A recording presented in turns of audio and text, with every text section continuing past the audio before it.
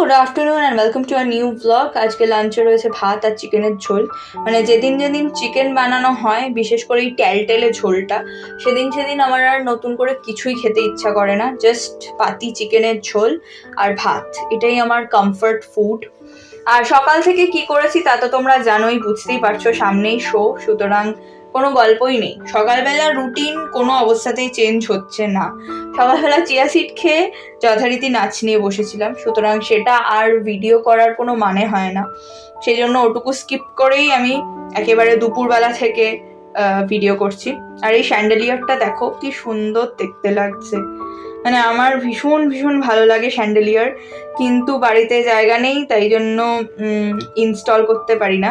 আমি এজরা স্ট্রিটে একটা স্যান্ডেলিয়ার দেখেছিলাম 3.5 ফুট হাইট, মানে এত সুন্দর লেগেছিল যে বলার মতন না।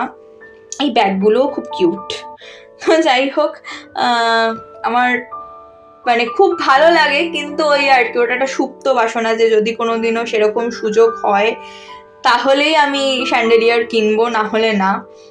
তবে ওই দোকানে বা কোনো এরকম মেলায় আমি খুবই কম দেখেছি। সেভাবে বলাই যায় না যে আমি মেলায় কোনোদিন স্যান্ডেলিয়ার দেখেছি বলে, বাট আজকে দেখে খুব ভালো লাগলো, মানে এত সুন্দর দেখতে। আর বিভিন্ন টাইপের চিনেমাটির জিনিসপত্রও ছিল ওই দোকানটায়। তারপরে এখানে এসছি, অফকোর্স নাচ যে করে সে জানে যে এই গোল্ডেন কালারের গয়নাগাটিগুলোর কি, মানে কিরকম টাইপের ডিমান্ড আমাদের জীবনে, কতটা দরকার হয়। হ্যাঁ, অফকোর্স ওডিসিতে যেরকম সিলভার কালারের গয়না পরা, মানে পরার একটা চল রয়েছে, কিন্তু তবুও আমি বলবো গোল্ডেন গয়না সবসময় আমাদের কাজে লাগে। আর এই পিগি ব্যাংকটা দেখে আমি জাস্ট না দাঁড়িয়ে থাকতে পারলাম না। বেসিক্যালি এখানে বাচ্চাদের জিনিস বিক্রি হচ্ছে দেখলাম, সেই স্ক্র্যাপ বুক, তারপরে তোমাদের ওই পেন্সিল বক্স, এইসব কিছু, বাট এই পিগি ব্যাংকটা না দেখে, আর তখন আমরা না পিগি ব্যাংক বলতাম না, তখন ডগ হাউস বলতাম এই পিগি ব্যাংকটাকে। আর এত কিউট লাগলো দেখতে। আমারটা যদিও পিঙ্ক কালারের ছিল না, আমার পিঙ্ক ফেভারিট কালার, বাট ওই বয়সে কেউ একজন গিফট করেছিল এবং আমি তাকে আর বলতে পারিনি যে আমার পিঙ্ক পছন্দ, ব্লু নয়। আমারটা ছিল ব্লু কালারের, এবং এত ভালো লাগতো। ওই যে কুকুরটা বেরোবে আর টাকাটা নিয়ে চলে যাবে, মানে তখন তো আমাদের কাছে 1 টাকা 2 টাকা, মানে আমরা পুরো রাজা। যাদের কাছে 1 টাকা 2 টাকা রয়েছে, আহা তাদের কি আনন্দ। তো বাবা অফিস থেকে ফিরলেই ওই কয়েন দেওয়া, আর সেই কয়েন পিগি ব্যাংকে রাখা, মানে যার কাছে 10-20 টাকা আছে ওই খুচরো পয়সা, সে তো পুরো রাজা। আর যেদিন যেদিন আমরা 5 টাকা পেতাম, উফ সে কি আনন্দ। মানে আজকে বাবা 5 টাকা দিয়েছে আমায় পিগি ব্যাংকে রাখার জন্য। এই আনন্দটা এখন আর যেন নিজে উপার্জন করলেও হয় না, মানে যতই উপার্জন করি তবু ওই দিনগুলো কখনোই আর ফেরত আসে না।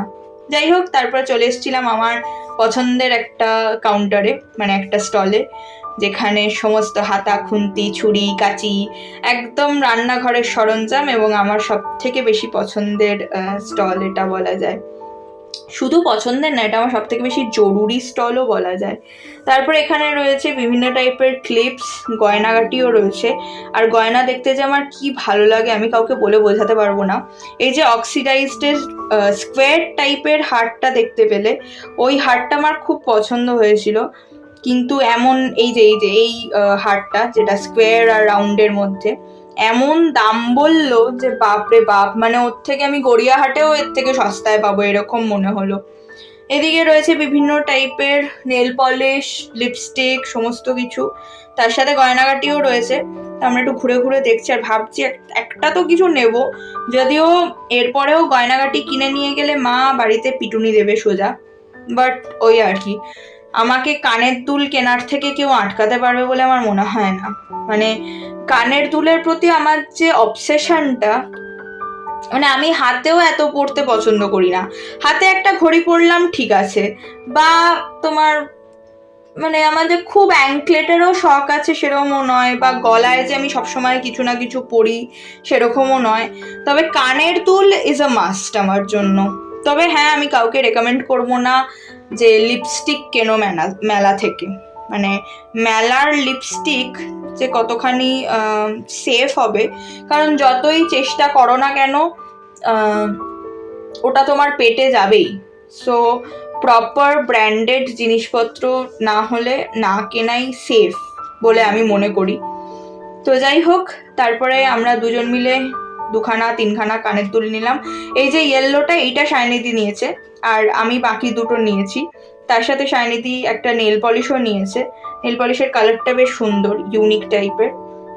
তারপরে একটা আচারের স্টলে আমরা গেলাম, গিয়ে শাইনিদি বিভিন্ন টাইপের আচার ট্রাই করে দেখছে, যাতে ও ডিসাইড করবে যে কোনটাও নেবে।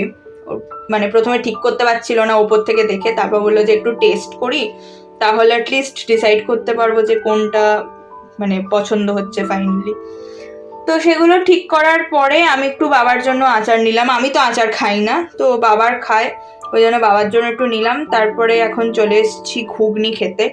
আর আমাদের আরও ছোটোবেলায় আর কি, ওই বয়সে না ঘুগনিওয়ালা, তারপরে আলুর দম নিয়ে অনেক এরকম ফেরিওয়ালা থাকতো।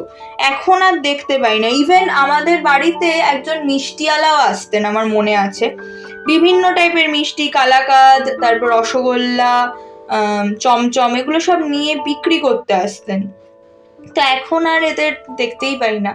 তারপরে এই স্টলটা, এই যে মাটির জিনিসপত্র বিক্রি হচ্ছে, তারপরে মূর্তি বিক্রি হচ্ছে, মানে আমি ওখানে দেখলাম যে পাথরের শিব রয়েছে আর কি, শিবলিঙ্গ রয়েছে, সেইটা আমার খুব ভালো লাগলো। আমি খুব একটা মেলায় এরকম স্টল দেখিনি এর আগে।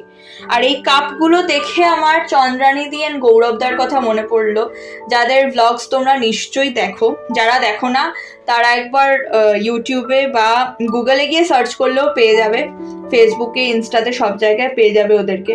আমি ওদের মানে চ্যানেলের নামটা ভুলে গেছি, সেই জন্য বলতে পারলাম না। তো চন্দ্রানিদি খুব ভালোবাসে কাপ কালেক্ট করতে, সেই জন্য কাপগুলো দেখেই আমার প্রথমেই ওদের কথা মনে পড়েছে। তো যাই হোক, তারপরে গেছিলাম আমার একটা পছন্দের স্টলে।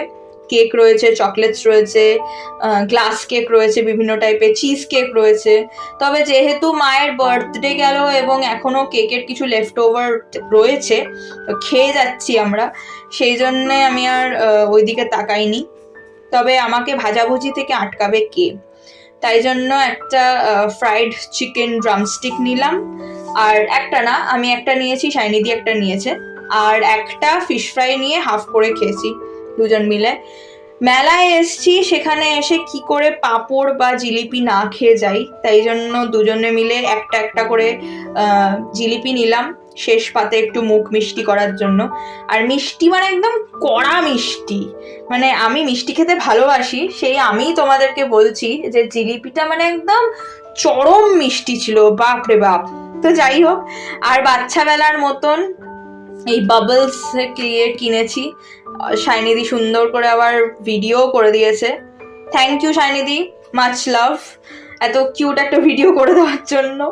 মানে আমাকে তোমরা অবশ্যই জানিও যে কার কার এই সমস্যাটা এখনো আছে, কে কে আমার মতন এখনো বাবলস বানাতে পছন্দ করে, তারপর বেলুনস নিয়ে খেলতে পছন্দ করে। আমি এখনো ভালোবাসি বাবা, বলে কোনো লাভ নেই।